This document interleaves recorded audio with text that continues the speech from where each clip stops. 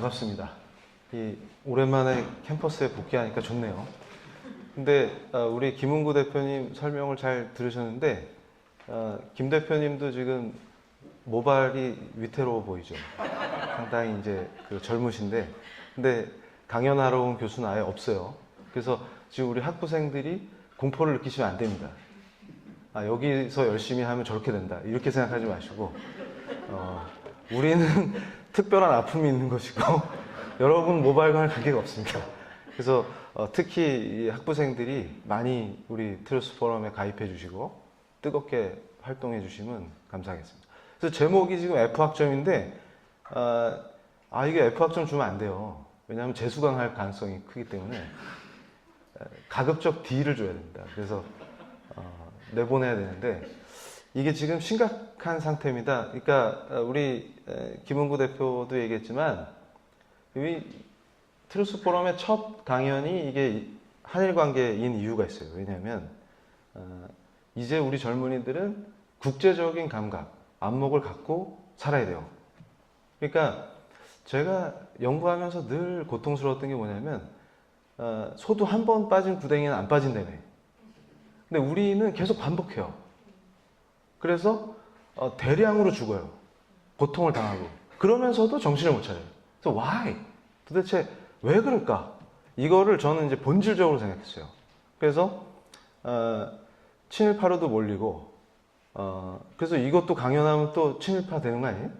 그래서 이런 어리석은 짓들, 그러니까 우리가 어떻게 산업화 됐는지 또 어떻게 독립하고 건국했는지, 그래서 제가 법학도로서 학생 때부터 제일 궁금했던 게 어떻게 과학적으로 우리가 왜 식민지가 됐는지 분석하는 자가 없어. 이게 말이 됩니까? 아니 그러니까 왜 망했냐고. 그냥? 그러니까 외부 적이 그냥 임팩트로 치면 그냥 무너져요? 그러니까 아무도 분석적인 얘기를 안 한다. 다 저놈 때문에. 미제국주의자 때문에, 일본 놈들 때문에. 그래서 제가 그랬어요. 그러면 외부 임팩트가 오면 다 없어져요, 나라가? 다 식민지가 됩니까? 그러니까 특히 또 우리나라는 지정학적인 구조 자체가 국제관계를 신경 안 쓰고 이 국제질서가 어떻게 변하는지를 민감하게 못 보면 큰일 나는 위치에 있어요. 그럼에도 불구하고 항상 일관되게 같은 구덩이에 빠지는 이 미스테리를 어떻게 풀 거냐, 저는 그걸 굉장히 궁금하게 생각했습니다. 그러면서 제가 연구를 천착했던 부분은 한국의 사법이 어떻게 근대화됐냐, 이 법체계가 어떻게 근대화됐냐, 이런 걸 연구하다 보니까 자꾸 깊이 있게 일본에 대해서 연구하고 공부하게 됐죠. 그러면서 제가 사실 대머리가 된 원인은 이토 히로부미가 원흉입니다. 그래서 개인적인 감정을, 나쁜 감정을 갖고 있어요, 이토에 대해서. 왜냐하면 제가 일본에 가서 이토 연구를 하다가 대머리가 됐어요. 그래서 이거는 어떤 강연에서 한번 제가 공개했었는데, 교토가 습하잖아요.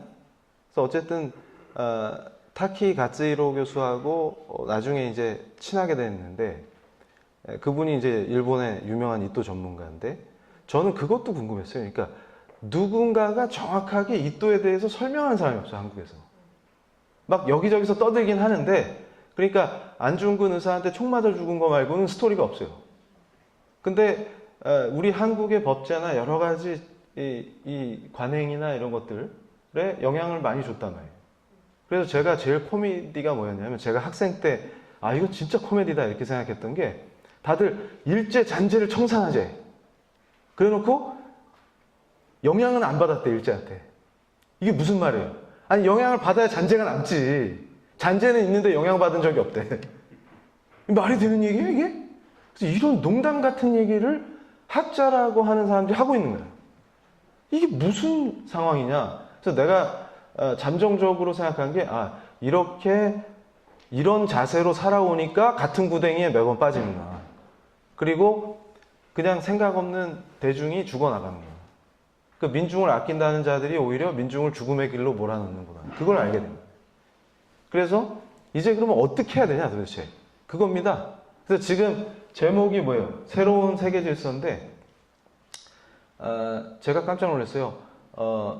그 서울대 하영손 교수님이 인도 태평양에 관련해서 최근에 모 신문에 칼럼을 쓰셨는데 하 교수님이 미북 회담 전망에 대해서 굉장히 날카롭고 정확하게 예견한 게 있었죠. 그래서 다시 그 신문이 인터뷰를 했어요. 그럼 그 후는 어떻게 될 것이냐. 근데 그때 하 교수님이 제일 많이 강조한 게 인도 태평양. 그러니까 이 인도 태평양이라는 단어 자체가 지금 세계 질서를 규정하고 인도 패시픽. 그래서 제가 깜짝 놀란 게 이미 하와이에 있는 태평양 사령부가 이름을 인도 패시픽 사령부로 바꿨어요. 엄청난 전력을 갖고 있는 미국의 태평양 사령부가 인도 태평양 사령부로 이름을 바꿨는데 한국 사람만 몰라. 끝내주죠. 그래서 제가 인도 태평양을 강의하고 다녔더니 교수님 인도는 카레 아니었어요? 태평양이 아니고?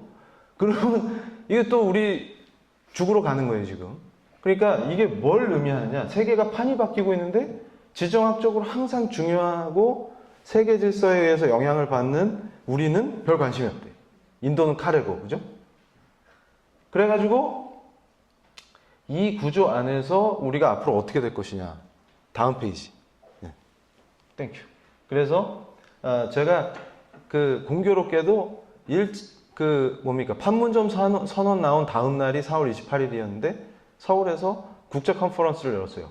이때도 거의 제가 제정신 아닌 사람으로 몰렸는데 인도 태평양의 주요 국가에서 활약하는 브레인들을 서울에 초청해가지고 국제 컨퍼런스를 열었어요. 근데 아무도 관심이 없어. 그래서 왜 그러냐니까 인도에 관심이 없거든.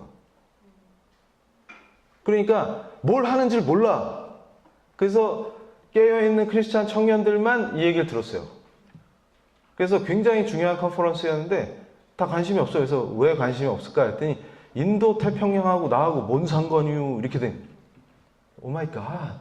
그런데 이때 충격적이었던 건 뭐냐면 판문점 선언 다음 날이어서 여기에 참석한 해외 학자들이 엄청 필 받았어.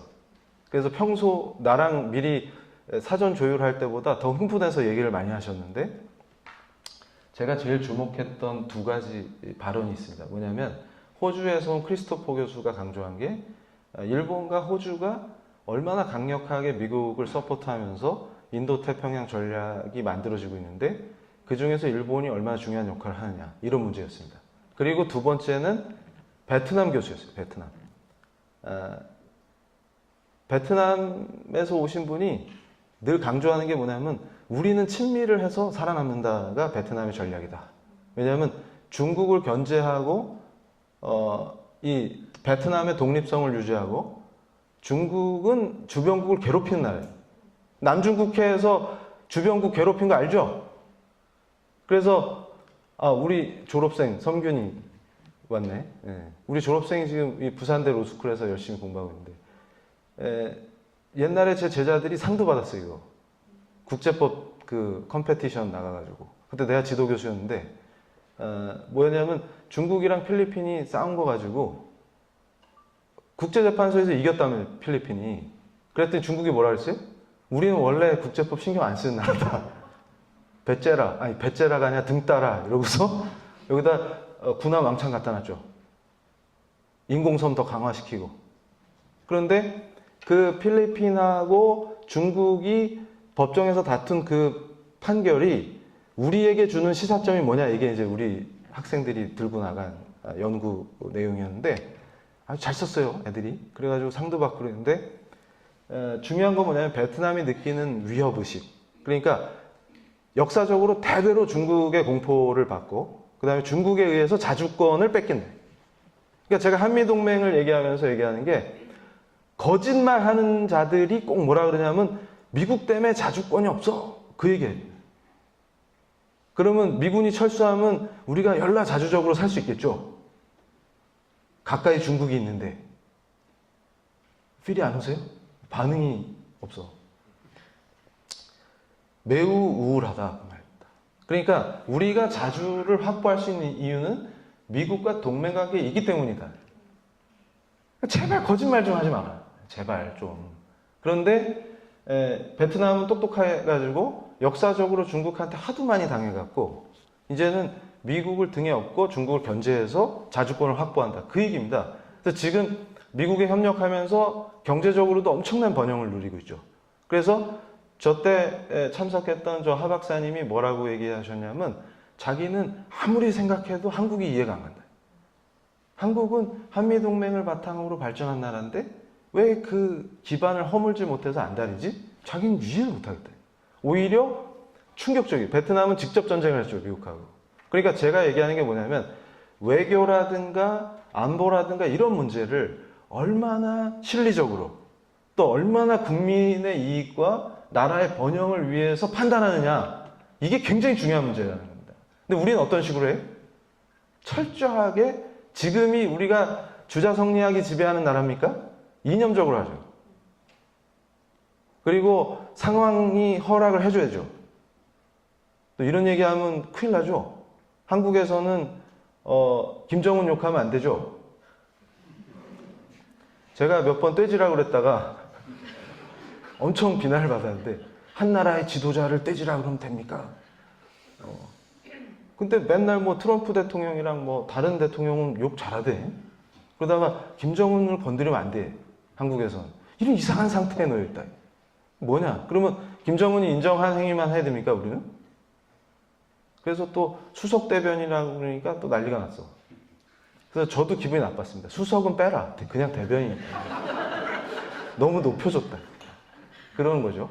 그래서 이제 베트남이 그렇게 해서 번영을 하면서 심지어는 전날 이제 끝나고 교수들끼리 뒤풀이하면서 차 마실 때 뭐라 그랬냐면 다낭에 아예 미군이 주둔해 줬으면 좋겠다 이렇게 얘기합니다. 근데 그게 베트남 공산당의 핵심 브레인들의 생각이에요. 근데 우리는 있는 미군을 못 쫓아내서 안달이에요. 그리고 폴란드는 지난 여름에 제가 유럽의 디아스포라 강연 다닐 때 예측을 했죠. 폴란드가 아마 그때 마침 트럼프 대통령이 브뤼셀에 왔었는데 나토 문제 때문에 폴란드는 모든 비용을 자국 부담할 테니까 미군이 영구 주둔해달라 이렇게 요청했잖아요. 그래서 제가 그래요. 우리는 워낙 기본 IQ가 높고 자존심이 만빵이기 때문에 있는 미군을 못 쫓아서 안달인데 폴란드는 전 국민의 평균 IQ가 2자리 이미 밝혀졌죠. 그리고 해부학적으로 쓸개가 없고 그래서 제가 그렇지 않습니다. 그러니까 제발 정신을 차려요. 우리 정신. 그래가지고 지금 세계 질서가 인도태평양 전략 때 중국이 추진하는 1대1로가 맞붙는 상황에서 우리가 어떤 위치에서 어떻게 설 것이냐. 그러니까 크리스토퍼 교수는 이날 컨퍼런스에서 뭘 얘기했냐면 객관적으로 미국과 중국의 힘을 비교해 주면서 일본과 호주처럼 한국이 이 인도태평양에 함께 참여해서 이 세계 질서에 함께 해야 한다. 그리고 군사적, 경제적, 정치적으로 단합해서 이 자유세계를 지켜야 한다. 이런 얘기를 많이 했어요. 그게 왜 중요하냐? 그게 바로 우리 생존과 밀접한 관련을 갖기 때문입니다. 근데 저거를 트럼프 대통령과 아베 총리 앞에서 우리 대통령이 우리는 안 할 건데 몇 년 전에 했었죠. 뉴욕에서. 그래서 그걸 또 한국 사람만 모르고 있더라고요. 그래서 인터넷이 안 되나? 제가 가끔 저희 학교 학부 강의에서 꼭 묻던 얘기인데 집에 인터넷이 안 들어오나? 그러니까 딴 건 검색 잘하는데 왜 그건 검색을 안 하는지 몰라. 이해가 안 돼요. 이해가. 그러니까 젊은 지성은 이제 굉장히 국제적인 감각을 갖고 세계 질서가 어떻게 변하고 있고 우리가 그 안에서 어떻게 생존하고 어떻게 번영할 것이냐. 이거를 항상 염두에 둬야 되는 것입니다. 그러니까 이것은 어떤 특정 정파에 속하고 그런 문제가 아니고 그래서 저는 지금 현 정권을 오늘 별로 비판을 안 하려고 했는데 말하다 보니까 안 할 수가 없겠는데 제일 제가 스트레스 받는 게 여러 개 있지만 그 중에서도 외교 문제죠. 태국기 꼬깃꼬깃하게 나올 때 거의 저는 쓰러질 뻔해요. 근데 제가 이 강연하다 보면은 라트비아 대사님하고 저하고 개인적으로도 엄청 친해요. 바이발스 대사님하고 이제 만날 때 얼굴을 못 들게 생겼어요. 외교부가 발칸 삼국이라고 했다면서요. 그래서 신문 보니까 라트비아 대사관에서 강력 항의했더라고. 대사님하고 나하고 친구인데 이제 창피해가지고 얼굴을 못 들게. 그리고 어디야 말레이시아 가서 인도네시아 말로 인사했다며요. 그럼 어떻게 되는 거야? 그럼 한국에 와서 곤니찌와 이러면 훌륭하죠?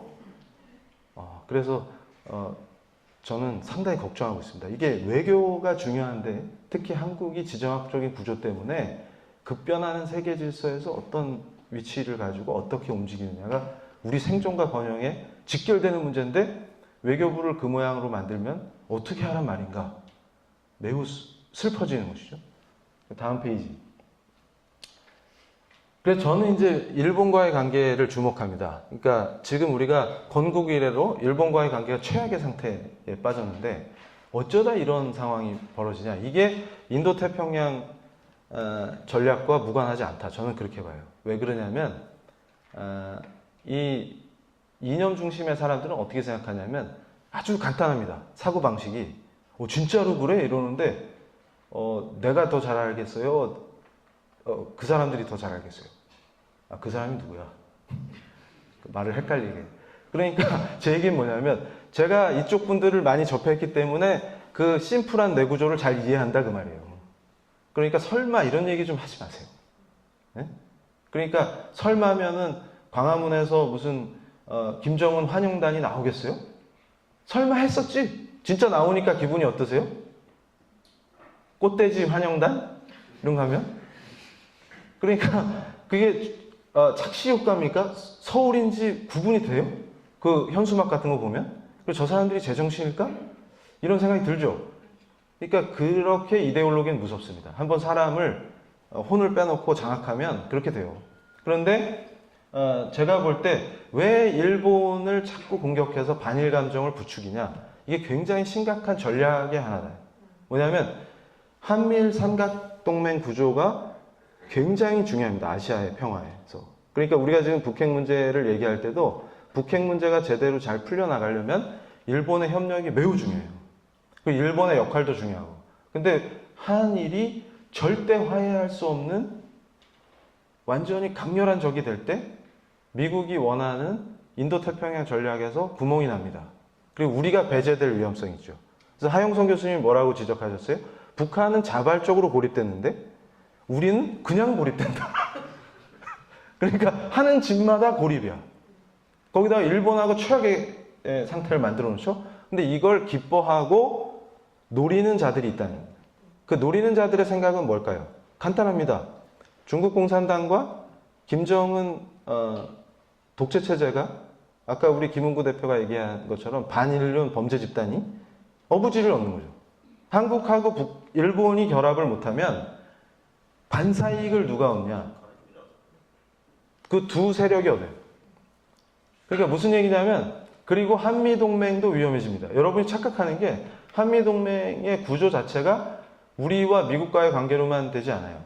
중간에 일본이 끼는 구조가 될 때 한미동맹이 강화되는 거예요. 그 구조를 모릅니다, 사람들이. 그러니까 집요하게 반일 감정을 일으켜서 전략적으로 한일 관계를 파탄내는 거예요. 그래서 다음 페이지 보세요. 제가 산케이 신문하고 인터뷰했다가 귀국하자마자 친일파로 몰려가지고 엄청 고생했죠. 그래서 제가 슬펐던 게 뭐냐면 산케이 원문을 읽고 썼냐, 한국 기자가. 그래서 제가 그 기자한테 이메일을 보낼까? 당신 일본어 할 줄 알아? 일부러 못 알아들은 척 한 거야? 아니면은 알고도 그런 거야? 근데 알고도 그랬을까요? 일본어를 못했을까요? Anyway, 제가 한 얘기하고 상관없는 얘기 쫙 써놓고 친일파라고 몰아붙이는 거죠.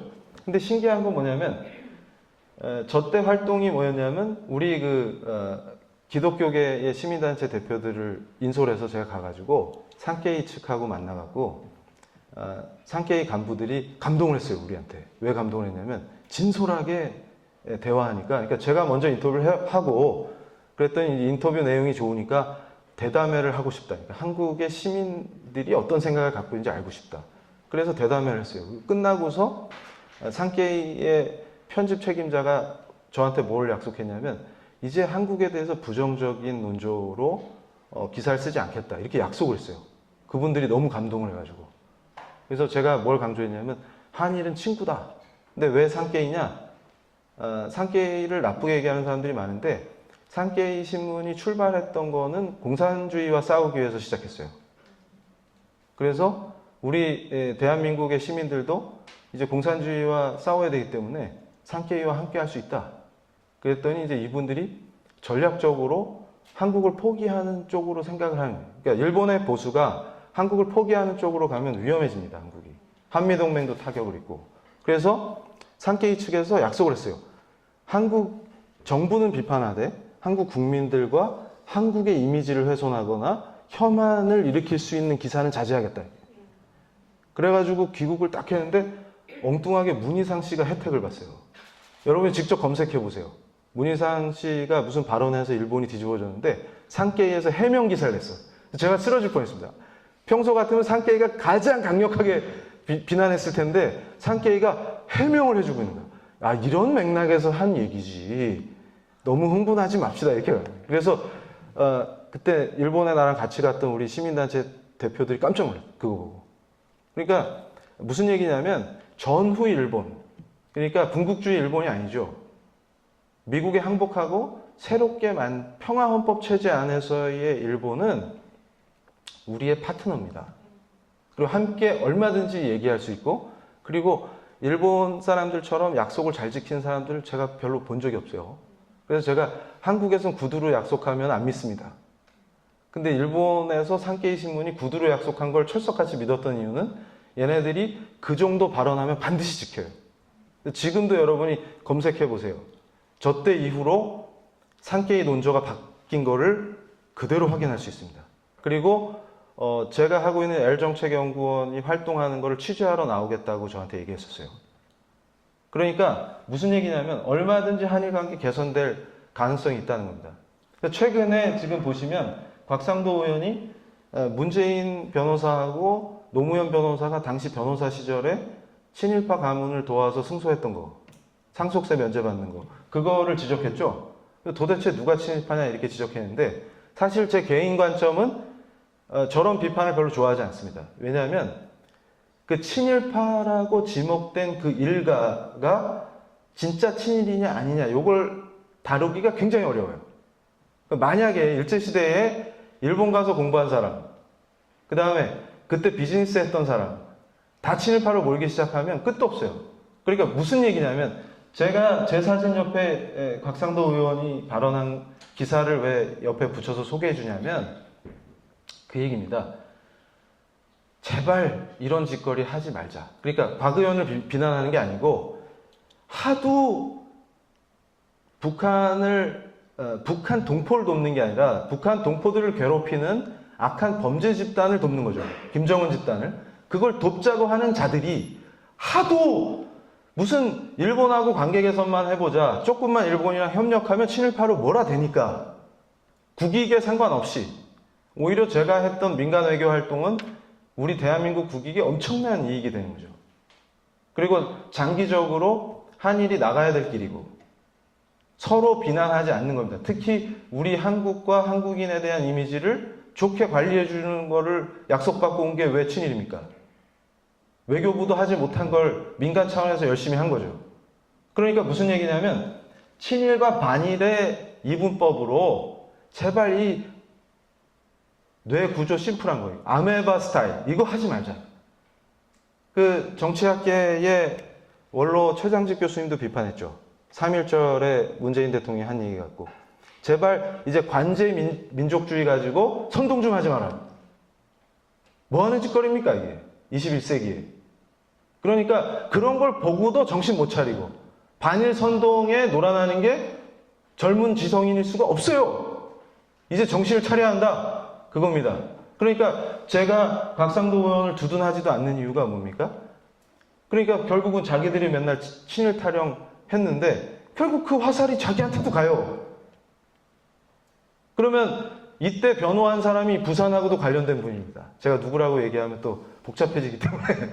아니 그러면 자기는 친일파로 의심받는 분의 일가를 위해서 열심히 친일파 재산은 국가에 기속시켜야 되는 거 아니에요?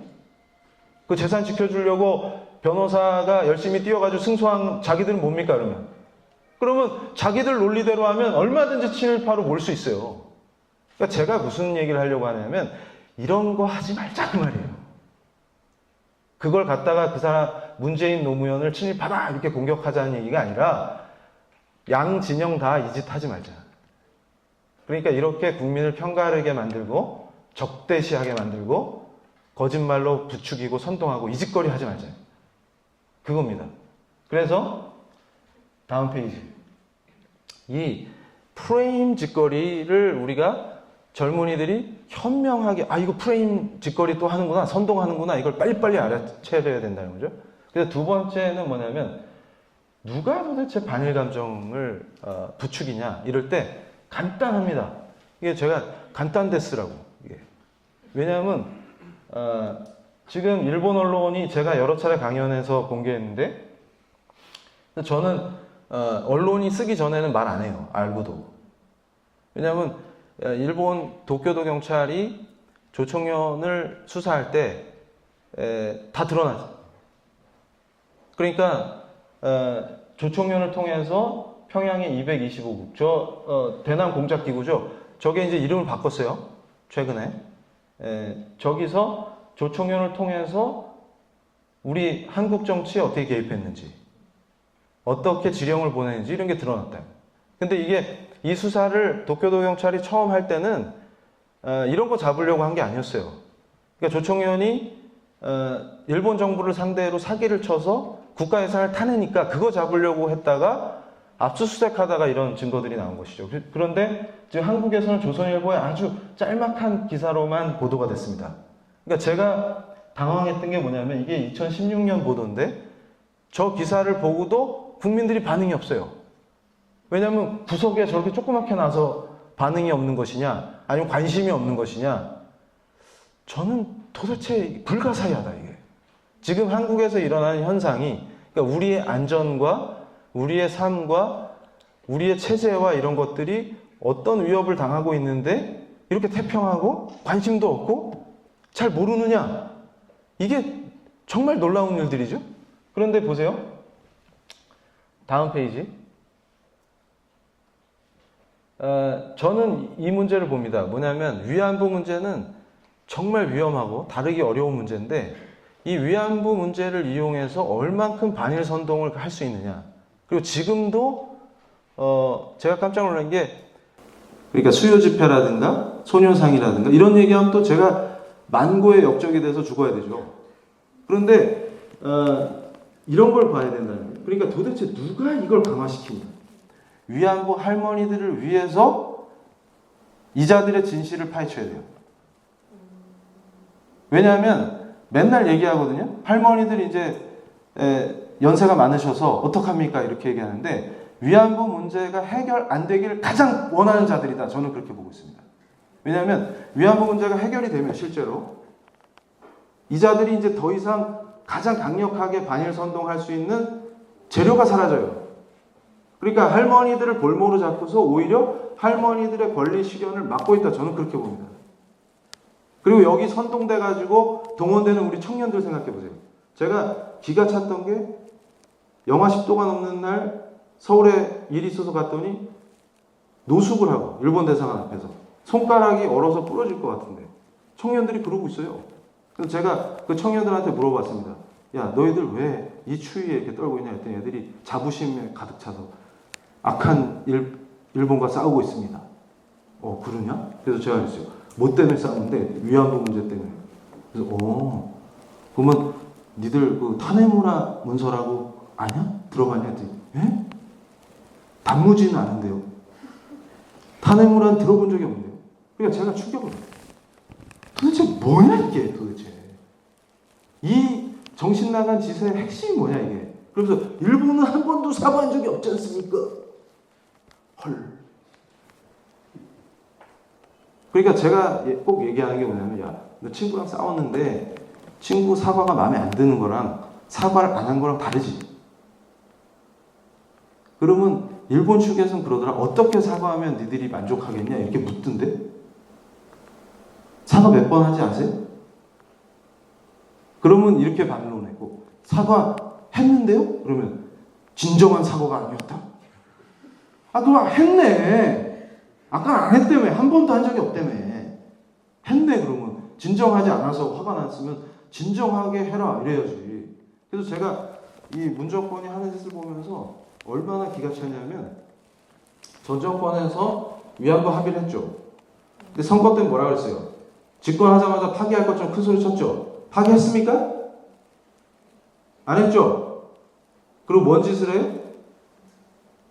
그 합의의 내용으로 만든 재단만 해산시켰죠. 그게 뭐 하는 짓이에요? 그럼 왜 파기 못합니까? 합의한 거? 그래서 조선일보의 선우정 기자가 뭐라고 지적했어요? 니들은 욕만 하지 말고 뭐라도 해봐라 그러죠. 그래서 제가 박근혜 정부 때 위안부 문제 가지고 일본 정부와 협의할 때 뭐라고 제 의견을 밝혔었냐면 만약에 지금 합의가 이루어진다면 이 이후에는 더 나쁜 조건으로만 합의가 가능해진다. 만약에 이걸 깨면. 왜냐하면 예전에 일본이 손을 내밀었을 때 아시아 여성기금은 일본의 사기짓이고 꼼수기 때문에 절대 받으면 안 된다 난리쳤거든요. 그러면서 실제로 할머니들한테 일본이 주는 돈을 받으면 매춘부가 맞다 이런 망발까지 했어요. 그러니까 오히려 할머니들의 인권을 짓밟았다. 그러니까 할머니들은 당시에 어때요? 생활고 때문에 일본이 주는 돈이나 또 의료비, 주거지원비 이런 거 받고 싶으셨죠. 첫 해에 7분이 받았거든요. 그래서 한국 정부에서 위안부 할머니들 지원금 나갈 때 그분들 배제시켰죠. 뭐 하는 짓거리입니까 이게? 그러니까 제가 볼 때 인권 침해는 니들이 하고 있다 지금. 그러니까 할머니들이 그 자유의지로 결정하게 해야지. 할머니들이 그렇게 걱정되는. 그러니까 이게 뭔 짓이냐 결국. 다 정치판에서 벌어지는. 그러니까 무슨 얘기냐면 정치적 목적을 가지고 분명한 목적을 가지고 한일 관계를 파탄내고 반일 감정을 선동하고 있다는 것을 명확히 알 수 있습니다. 그리고 그것이 오히려 할머니들에게 전혀 도움이 안 됩니다. 다음 페이지. 그러면 어떻게 우리가 접근해야 되냐? 우리 청년들이 이제 젊은 세대는 마음을 열고 머리를 좀 열고 국제 감각을 갖추고 그러고 이 문제에 접근해야 됩니다. 그래서 위안부 문제를 예를 들면 이런 거예요. 자, 일본이 사과하지 않았다고 그랬더니 엄청나게 사과했다. 횟수로 치면. 그래서 박유하 교수도 하도 당했죠. 그래가지고 기가 차가지고 여러분 한번 생각해 보세요. 저 지금 서대문 형무소에 와가지고 무릎 꿇은 사람이 하토야마 총리인데 일본에서 가장 바보 같은 총리 뽑아라 그러면 넘버원입니다. 왜냐하면 와서 무릎 꿇고 사죄를 했는데 일본에서 아니 한국 사람 중에 아는 사람이 없어. 그러니까 도대체 어떻게 사과하면 그게 사과가 되냐. 그러니까 제가 신기했던 건 뭐냐면 하토야마가 총리 재임 시절에 와서 무릎 꿇었으면 제일 좋았다. 근데 저분은 잘 구슬리면 할 사람이야. 근데 왜 그걸 우리가 못 받아냈냐? 그러면 우리가 일관성 없는 정부죠, 우리가. 근데 일관성 있는 거 하나 있어. 반일. 그러니까 일본 정권이 하토야마가 총리를 하든 아베가 총리를 하든 누가 총리가 돼도 우리 반응이 똑같아요. 상황이 이해가 되세요? 그게 오히려 우리한테 손해라는 거예요. 아니 하토야마 시절에 저 사람 자기 총리 그만두고 와서 무릎 꿇을 거면 이왕이면 좀 일찍 와가지고 재임 때 무릎 꿇었으면 얼마나 좋아요. 그때 저분만 잘 구슬렀으면 할머니들 모셔다 놓고 무릎 꿇고 일일이 사과하고 그거 가능해요. 저분은. 근데 왜 못 받냐? 그 정도로 우리가 어리석다. 그러니까 반일을 하는 게 목적이지 화해를 하거나 문제를 해결할 생각 자체가 없는 거죠. 자, 그래서 이거 보세요. 박유하 교수를 그렇게 괴롭혔는데 기가 찬 거예요. 그러니까 박유하 교수가 페이스북에서 공개한 게 뭐예요? 위안부 문제와 관련해서 일본이 사죄한 게 도대체 몇 번이냐? 이거 이 기사화도 됐기 때문에 확인해 보세요. 다음 페이지. 그래서 제가 깜짝 놀란 건 뭐냐면 위안부 문제와 사과하지 않고 반성하지 않는 일본에 부르르 떠는 우리 청년들이 고노다마도 본 적이 없다. 근데 박근혜 정부 때도 8.15가 다가오면 성명을 낼 때 뭐라고 합니까? 고노다마는 수정해서는 안 된다. 니들이 채택했으니까 유지하라 이렇게 얘기하죠. 그래서 제가 그때도 하도 언론에 엉뚱한 기사들이 나오길래 기가 차가지고 한마디 했어요. 반응도 없지만. 아니, 고노다마라는 걸 했으니까 유지해달라고 우리 정부가 요구하는 거 아니에요. 그러니까 뭘 한 거 아니야, 지금 조치를. 근데 왜 아무것도 안 했다고 하냐. 그래서 제가 고노다마를 본 사람, 수업 시간에도 물어보면 본 사람이 없지, 당연히. 뭐냐, 도대체. 그래서 제가 보세요. 고노다마의 중요성은 뭐냐면 강제동원을 인정했는데, 제가 조금 이따 그 타네무라 문서의 중요성을 얘기해 줄 건데, 제가 충격을 많이 받아요. 국내에서 위안부 문제 강연하러 다니는 사람 중에 여러분 혹시 접할 기회 있으면 질문하세요. 타네무라 문서 보신 적 있어요? 그러면 황당한 답변이 돌아올 거예요. 그게 뭔데요? 지금 국내에서 위안부 문제 강연하고 다니면서 한국 사람들 선동하고 젊은이들 가슴에 불 질러가지고 반일 선동하는 자들 중에 제대로 공부한 놈이 누가 있냐, 이게. 얘기해봐라. 그럼 그런 결정적인 증거들을 잡은 사람이 한국 교수였을까요? 한국 학자였을까요? 양심 있는 일본 학자들이 집요하게 파헤쳐서 다 밝혀낸 거 아닙니까? 그러니까 지금 고노다마가 나오게 된 배경은 뭐냐면 일본 내각이 9년간 집중 연구를 시켰다는 거 아닙니까, 지금. 근데 그 전에 이미 양심 있는 일본 교수들이 이 문제는 반인륜적이기 때문에 파헤쳐야 한다. 이래서 파헤친 거예요. 타네무라 문서가 왜 중요하냐면 그게 일본이 군뿐만 아니라 정부가 직간접적으로 위안부 모집과 운영에 개입했다는 걸 입증하는 증거입니다. 왜 타네무라냐면 타네무라가 당시 내무성 소속의 공무원 이름이에요. 그게 일본 현지에서도 위안부를 모집했죠. 그때 경찰이 잡아온 거예요. 그 모집하던 업자들을. 왜냐하면 동네에서 여성들을 모집하는데 보니까 애들이 딱 보면 분위기가 범죄의 냄새가 날 거 아니에요. 그래가지고 잡아놓고 조사한 거예요, 경찰이. 니들 뭔데? 그래서 주민이 또 신고했어. 몇 개 현에서. 그래서 잡아놓고 경찰이 조사한 거예요. 니들 뭐하냐? 그랬더니 정부에서 시켜서 하는 건데요? 이렇게 얘기해요. 그러니까 동네 주민이 인신매매범들 같은 애들이 동네를 다니고 여성들을 모집하고 있다. 이렇게 신고하니까 경찰이 잡아다가 조사하는 과정에서 그 업자들이 우리 정부 부탁을 받고 하는 건데요? 이랬더니 경찰이 직접 내무성에 질의를 한 거예요. 얘네 말이 사실이냐? 그때 담당자인 타네무라가 사실대로 그래, 우리가 부탁했다. 그러니까 가급적 소란스럽지 않게 쟤네들이 모집할 수 있도록 경찰도 뒤를 봐줘라. 이렇게 나온 거예요.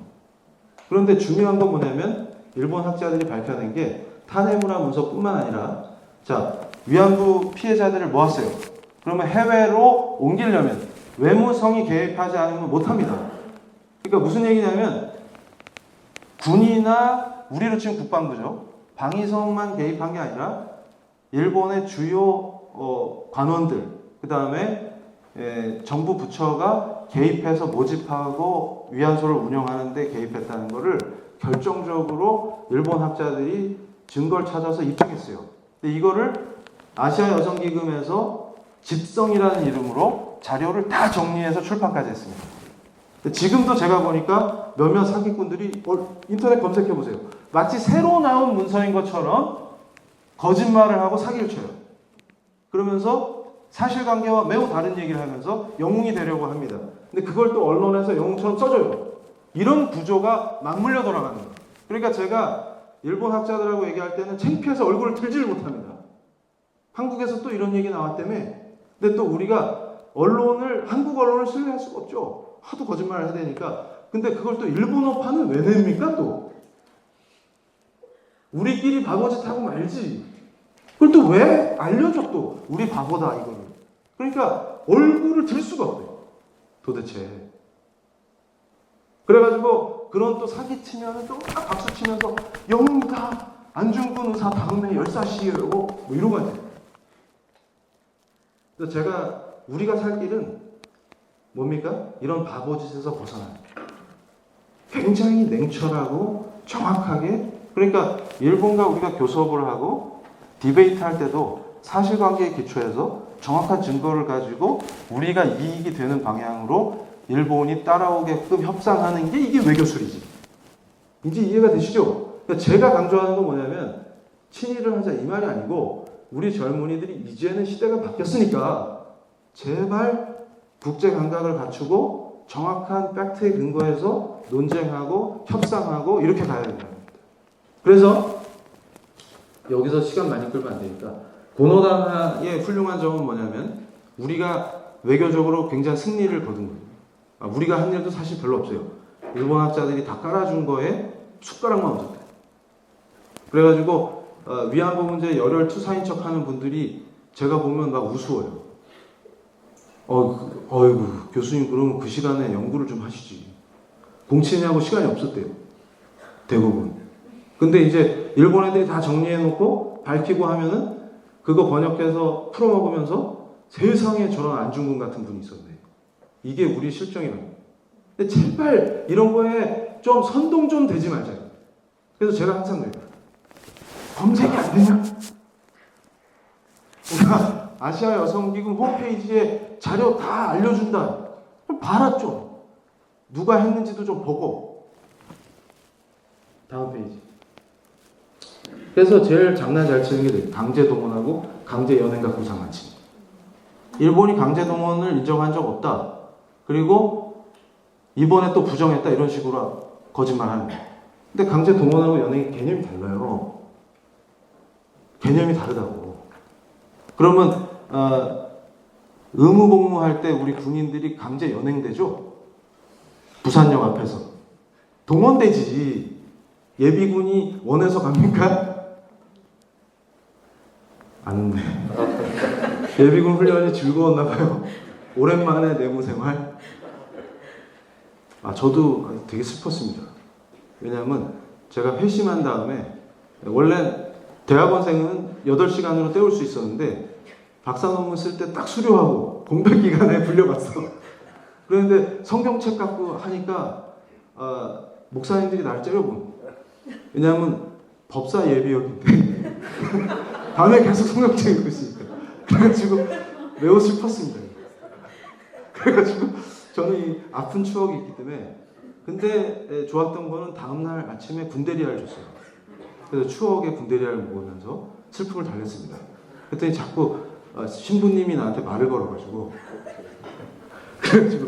anyway, 그래가지고 이게 강제 동원하고 연행은 다른 거죠. 이 연행은 어떻게 하는 겁니까?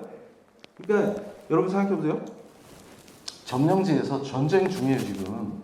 사냥하듯이 이놈들이 칼을 들고 다니면서 여성들을 잡아들여. 이해가 되시죠? 근데 생각해보세요. 제가 한국 사람이 제정신일까 이걸 많이 생각할 때 일본이 1910년에 우리를 식민지로 만들었잖아요. 그리고 본격적으로 중국과 군사 충돌을 한 게 31년부터인데 생각해보세요. 나중에 우리가 해방된 뒤에도 미국의 아시아 정책에 이 문제가 복잡하게 꼬이는 거예요. 그러니까 지금 얘네들이 평온하게 이미 지배를 하고 있고 걔네 영토 안에 포함됐잖아요. 반도 전체가. 근데 거기서 무슨 강제 연행을 했을 수도 있겠죠. 근데 했다는 증거를 찾기도 매우 어려울 뿐만 아니라 진술에만 의존하고 있다. 이겁니다. 그런데 두 개는 개념이 다른 거죠. 그러니까 마당에서 이렇게 놀고 있었는데 군경이 와가지고 총칼로 위협해서 연행하듯이 잡아간 거랑 업자가 나와서 모집해가지고 국가가 주도해서 강제 동원시킨 거랑 다르다. 근데 강제 동원은 인정했잖아. 그러니까 강제 연행은 어디서 인정했냐면 필리핀이나 인도네시아처럼 점령지 행동을 할 때 일본군이 실제로 강제 연행을 했다는 여성들을. 다음 페이지. 그래서 한겨레 기사를 제가 일부러 이렇게 해왔는데 보세요. 제목은 위안부 강제 동원 또 부정 이렇게 해놨죠. 근데 본문을 보면 다 연행이에요. 이렇게 해서 속여먹는 거예요. 그런데 신문 보면서 두 개념이 다르겠지라고 읽을 가능성이 있는 한국인은 몇 명 될까요? 저랑 김은구 대표랑 교수님 몇 분. 그래서 so sad다. 다음 페이지.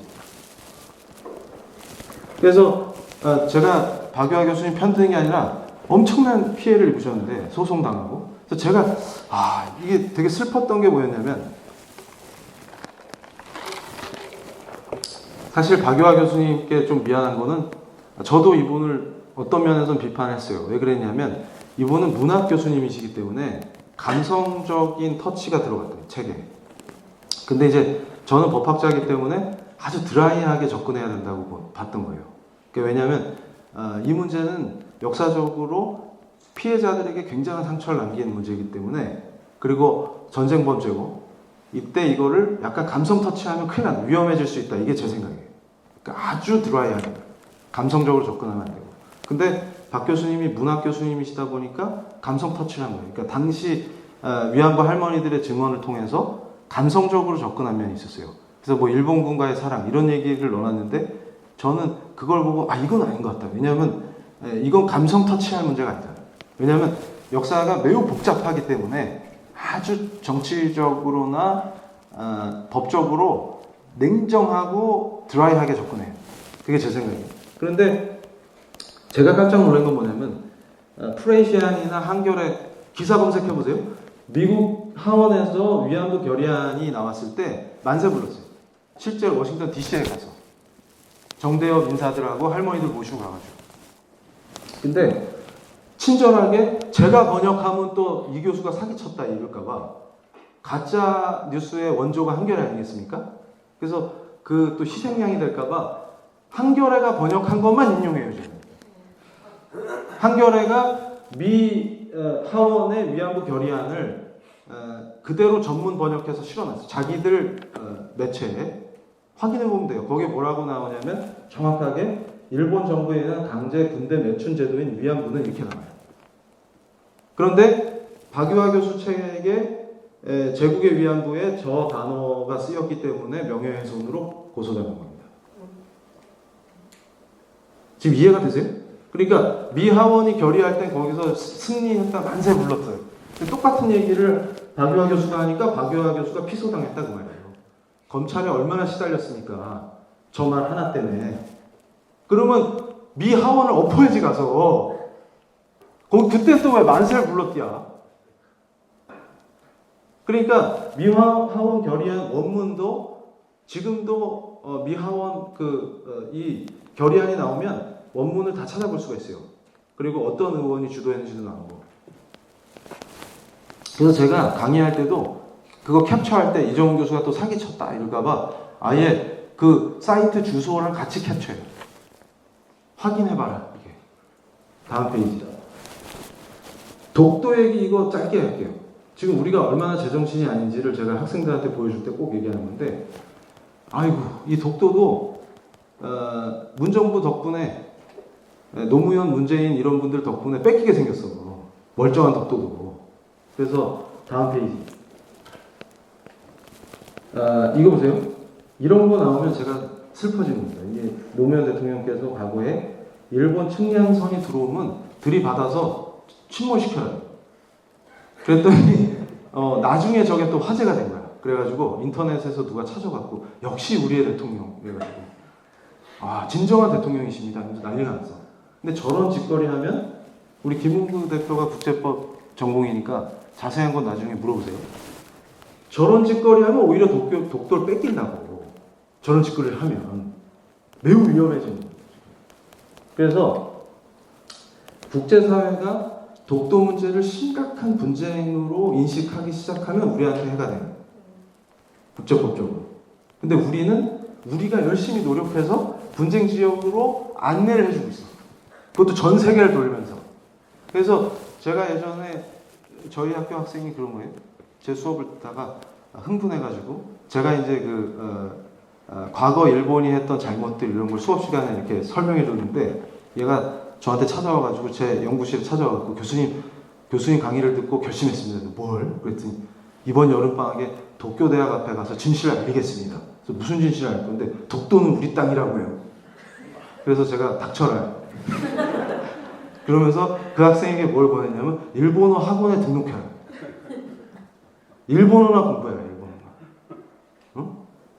가나나 외워라. 그랬습니다. 왜냐하면 뻘짓 좀 하죠. 뻘짓 좀. 근데 왜요? 그래서 그거는 다음 수업 시간에 나오니까 진정하고 다음 수업 시간에 들으면 된다. 그때 얘가 실망해서 갔어요. 그리고서 우리가 이걸 자꾸 분쟁지역화 시키면 우리 손에다 이걸 듣더니 얘가 깜짝 놀라요. 저분 있죠, 저분. Do you know? 왜 알아야 되는데? 그래서 제가 어떤 유럽의 가상의 섬 이름을 붙였어요. 꼬뚜 디부아르 섬. 그거 어느 나라 땅인지 아냐? 그랬더니 애들이 모르는데요. 그럼 한국인인 네가 그걸 왜 알아야 돼? 그래서 제가 그랬어요. 야, 유럽에 자전거 여행하고 그러면 그냥 유적지나 봐. 독도는 우리 땅 이거 하지 말고. 왜요? 야, 한국이 어딘지도 모르는데 걔들한테 독도가 왜 분쟁지역이라고 네가 알려고 다니냐. 모르고 가만히 있으면 좋은 건데. 야, 영국, 미국, 프랑스 애들이 독도가 뭔지 모르고 있을수록 우리한테 유리한 거야. 이제는 일본 국민도 몰랐어요, 사실은. 제가 도쿄대나 교토대나 일본 명문대학 애들한테 독도? 그러면 그게 뭔디요? 하던 게 몇 년 전이야. 근데 요새 다 알아. 우리 덕분에. 왜 국민이 계몽까지 시켜주냐. 전 도대체 이해가 안 가요. 이해가. 다음 페이지. 그래서 제가 이걸 보면서 야, 이거 몇 가지만 보면 얼마나 선동질을 하는지 금방 알 수 있어요. 저게 이제 뭐냐면 전 정부에서 한일 간의 군사정보 교류 협정하려고 이게 거의 체결되기 직전까지 갔었죠. 근데 이거를 무슨 뭐라고 했더라? 제가 뼛속까지 친일이고 이완용보다 더 나쁜 정권 이래가지고 공격을 했대는데 깜짝 놀랐어요.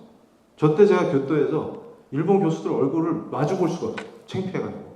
아니 정부가 조약을 체결하겠다고 약속해놓고 전날 엎어버리면 어떡합니까? 우리가 국제사회에서 어떻게 됩니까? 도대체 국제법 질서 안에서. 근데 저 때 선동하던 자들이 뭐라 했어요? 제가 여러분 핵무장 일본의 기밀 갖다 바치는 일 저게 지금 선동 중에 최고였어. 저걸 보면서 제가 헐 이러면서 쓰러질 뻔했어요. 그러니까 저들이 저 당시에 선동할 때 뭐라 그랬냐면 지금 누가 핵으로 우리를 위협해요? 일본이 왜 핵무기를 만들어요? 그리고 미국이 컨트롤하는데 일본이 어떻게 핵무기를 그러니까 국제관계를 초등학교 수준만 이해해도 일본이 핵무장하니까 대비해야 된다 이런 말 하면은 지나가던 강아지가 웃어요. 안 웃어요? 기가 찬 얘기지. 일본이 무슨 핵무장을 해. 그러니까 한겨레 선동의 핵심이 뭐예요? 일본이 핵무장할지도 모르는데 여기다가 정보를 갖다 바치면 어떡하냐. 기가 차네. 그러더니 정두원 의원이 뭐라 했어요? 한겨레랑 인터뷰에서 국정원의 휴민트라인이 MB정부에 의해서 다 축출됐다. 그런데 한겨레가 선동할 때 보니까 6개월 전에 무너진 휴민트가 뭐냐면 인간정보원을 얘기하는 거예요. 그러니까 북한에 대한 정보를 여러 가지 위성이나 이지스함이나 여러 기계들을 통해서 얻을 수 있는 게 있고 사람을 통해서 얻을 수 있는 게 있죠.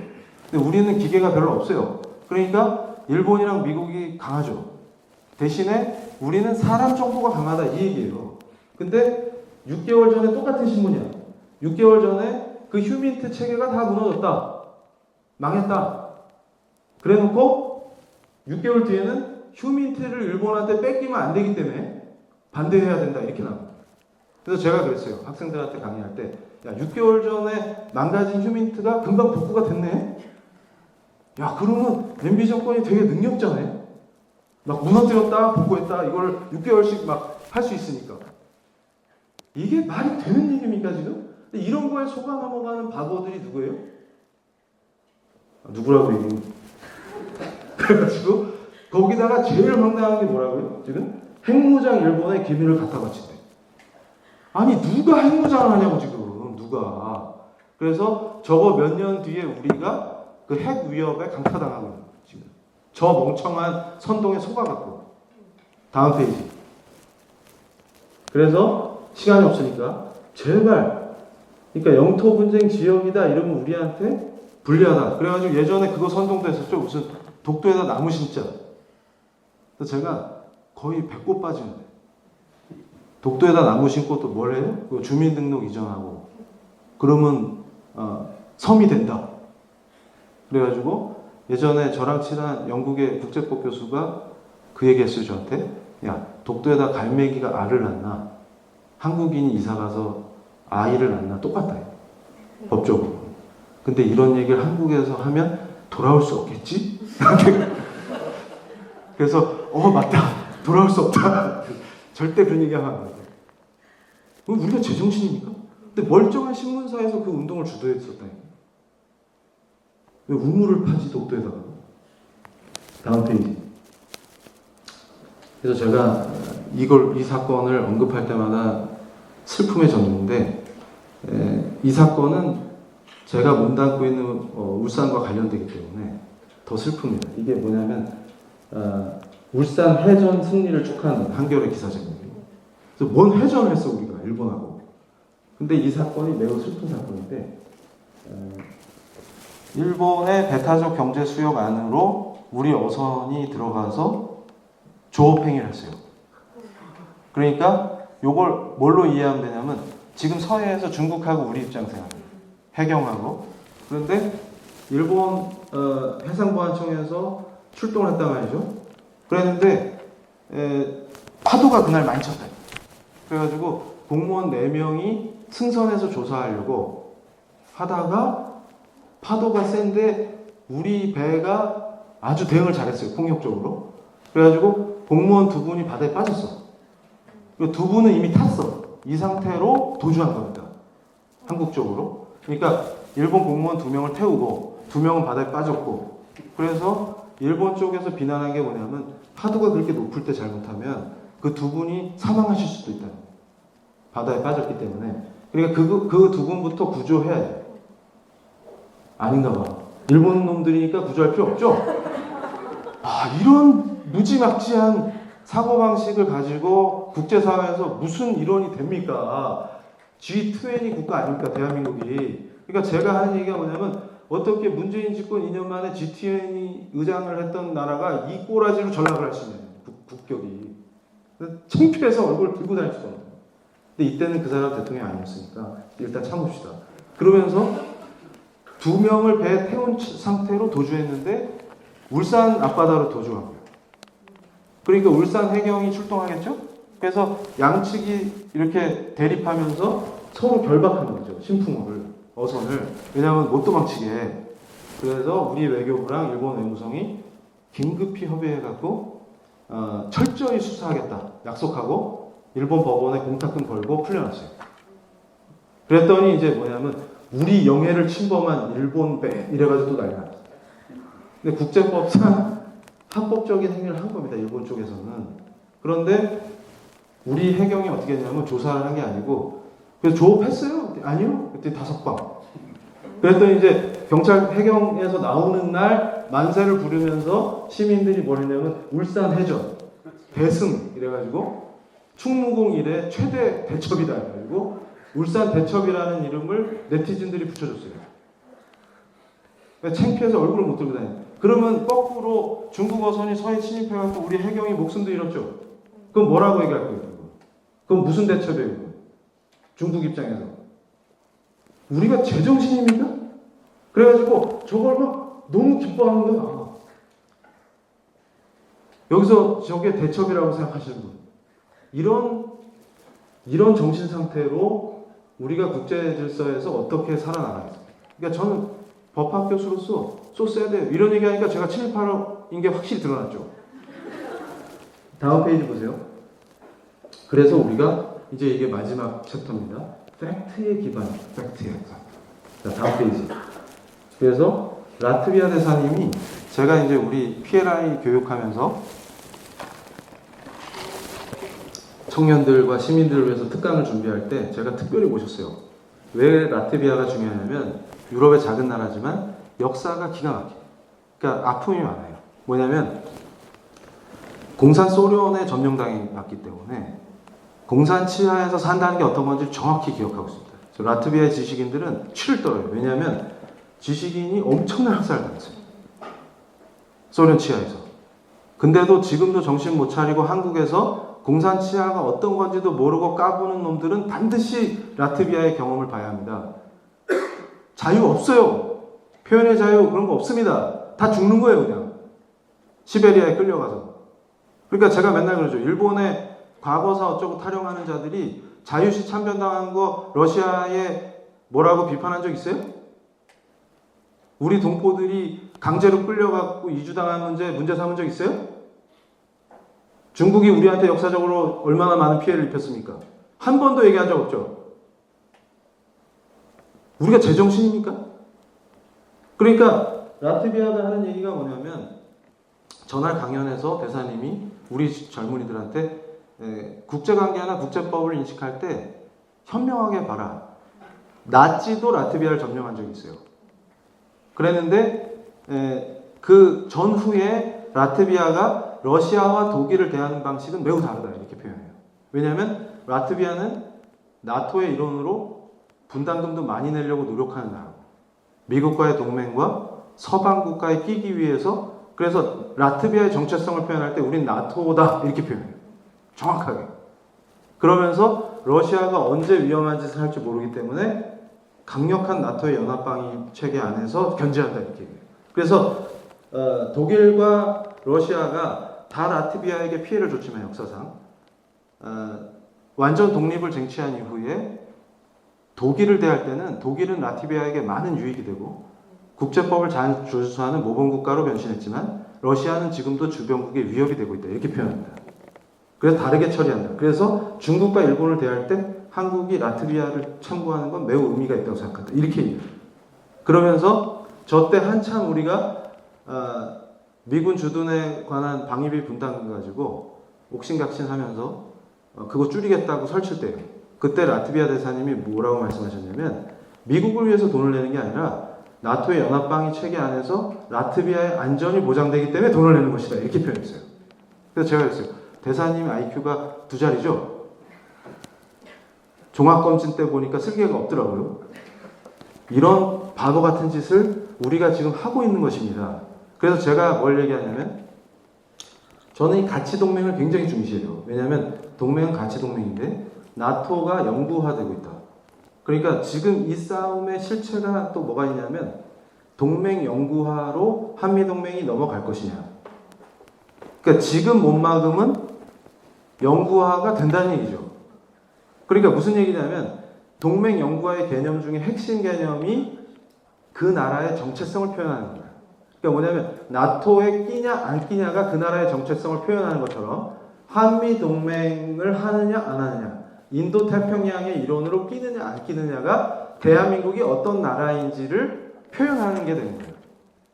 그러니까 이거는 국가 정체성과 연결되는 겁니다. 그러니까 동맹 영구화 경향과 국가 정체성의 표현은 같이 가요. 그러니까 가치 중심의 동맹을 하게 되는 구조가 나오는 것이죠.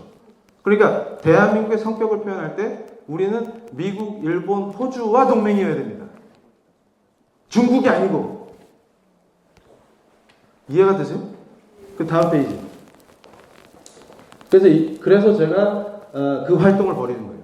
우리가 가치 동맹 중심으로 정부가 미쳐 있으니까 시민들이 깨어나서 일본과 호주와 미국과 자유진영의 한편으로 서서 집단적인 관점에서 동맹을 택해야 한다. 이렇게 얘기하는 것이죠. 그래서 제가 항상 강조하는 것은 다음 페이지. 일본하고의 이 가치를 추구하는 동맹이 왜 간절히 필요하냐. 이게 정리를 할게요. 자, 우리가 착각하는 것 중에 하나가 뭐가 있냐면 아까도 말씀드렸지만 통일에 대한 논의를 하면서 중국 공산당 문제를 스킵하는 것은 바보짓입니다. 제가 독일 통일의 선례를 통해서 우리가 지혜롭게 통일에 대해서 고민해보자 이런 강연을 했더니 또 아메바들이 뭐라고 얘기하냐면 소련이라는 체제가 없어졌기 때문에 다른 것 같습니다. 그래서 제가 그랬어요. 그럼 중국은? 그러면서 제가 그래요. 가끔 크리스찬이라고 주장하면서 저는 그래서 이게 내 정신이 이상한가 아침마다 체크를 합니다. 거울을 보면서. 그러니까 뭐냐면 어떤 분들이 그래요. 저는 기독교인이라서요. 세계 선교를 원해요. 이러면서 시진핑은 괜찮아. 그래서 시진핑 때문에 선교가 안 돼. 그 사람이 다이너마이트로 교회를 막 폭파해. 그리고 자기 맘대로 막 10계명을 고친대. 괜찮아? 그럼 그건 잘 모르겠는데. 근데 세계 선교를 예. 그러면서 맨날 북한의 동포들이 해방됐으면 좋겠대. 그러면서 김정은은 환영해. 쟤 때문에 해방이 안 되는 거야 지금. 쟤 때문에. 그러니까 그 수용소 문을 열어갖고 우리 동포들을 풀어줘야, 자유를 줘야 그게 평화인 거야. 저 사람이 지금 죽이는 거지, 저 사람이. 그건 괜찮아? 그러니까 네 기도가 양립할 수 있냐? 그러니까 북한 동포는 해방됐으면 좋겠는데 김정은은 계속 집권했으면 좋겠어. 두 개가 어떻게 양립 가능하냐? 또 아메바지. 그건 인정 안 해. 다 깊은 뜻이 있어. 뭔 깊은 뜻이 있는데. 그냥 아메바일 뿐입니다. 그래서 제가 강조하는 건 뭐냐면 아메바에서 벗어나서 다세포로 변화하자. 세포 분열을 하자. 이 얘기예요. 간단하게. 그러니까 제가 깜짝 놀란 게 우리 젊은이들을 만날 때마다 니들 역사를 주로 어디서 학습하냐 했더니 도라마를 보고. 그래서 도라마가 선생님이야. 그래서 헐. 부한말을 어떻게 봐? 미스터 선샤인을 보고. 선샤인에서는 참고할 게 이병헌하고 이정훈 교수가 닮았다는 거 말고는 없어. 찾을 수가 없어요. 둘 다 외모로 승부하는 거 말고는 찾을 수 있는 게 별로 없어요. 근데 인성은 매우 달라. 이정훈 교수는 모럴하다. 그 차이만 있지 그걸 뭐 발견할 게 없어요. 그런데 주로 드라마에서 배우면 안 돼요. 그래가지고 우리 시민들, 청년들 제가 이 일본과의 교류를 그러니까 여러분도 원하시면 우리 L 정책연구원과 함께 이런 활동들 같이 할 수 있어요? 가니까 태극기로 환영해줘요. 태극기. 대통령도 싫어하는 태극기를. 그러니까 정신을 차려야 돼요. 그래서 다음 페이지. 이제 끝납니다. 그래서 이제 총정리하면서 끝내겠습니다. 뭐냐면 우리가 여기서 생각해봐야 될 거. 제가 지금 뭐냐면 그 상케이에서 발언할 때 주로 우리가 청구권 협정 문제나 지금 국내에서 일본 기업의 자산을 압류한다든지 이런 판결들이 나오는 거에 대해서 상당히 심도 있게 비판했어요. 그러니까 이게 왜 그러냐면 복잡한 국제 정치와 법과 이런 결합들이 있어요. 근데 이거를 설명하려면 저처럼 머리가 빠져요. 나중에 우리 김은구 대표한테 자세한 얘기 듣고 청구권 협정, 그러니까 일본 한일 관계가 건국 이후에 지금처럼 정상화되는 과정에서 미국이 한 역할이 크죠. 그리고 복잡한 국제적인 정세가 있습니다. 그래서 우리가 대일 평화조약을 맺을 때도 연합국 측에 못 꼈죠. 여러 가지 복잡한 문제들이 있어요. 그게 독도 문제라든지 위안부 문제에 다 영향을 끼쳐요.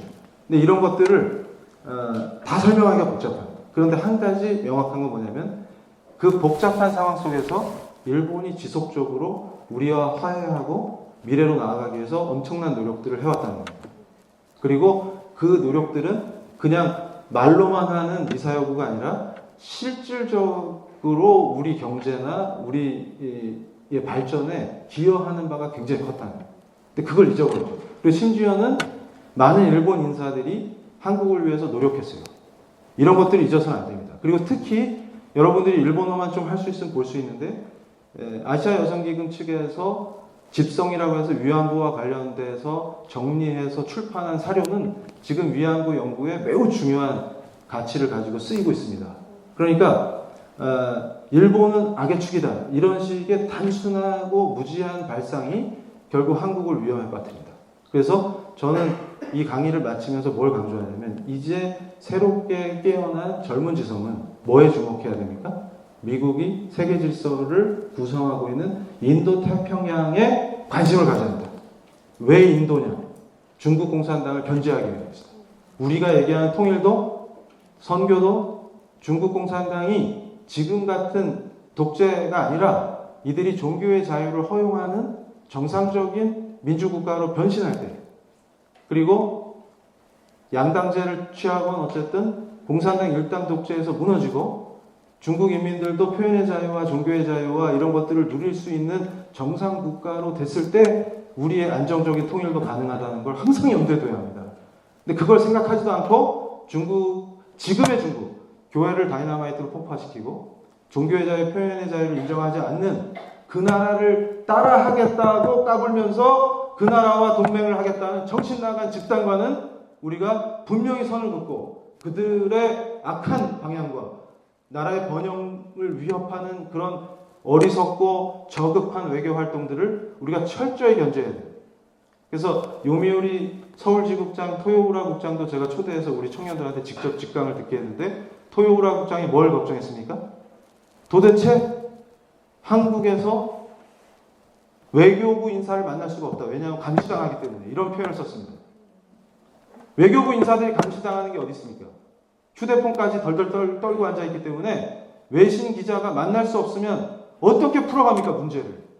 이런 어리석은 짓거리. 지금이 어느 시대예요? 민주주의를 외치는 자들이 민주주의를 파괴하죠. 우린 제대로 된 정치의식, 제대로 된 자유와 민주에 대한 의식을 가지고 이것들과 싸워야 합니다. 좋습니다. 여기서 마치겠습니다. 감사합니다.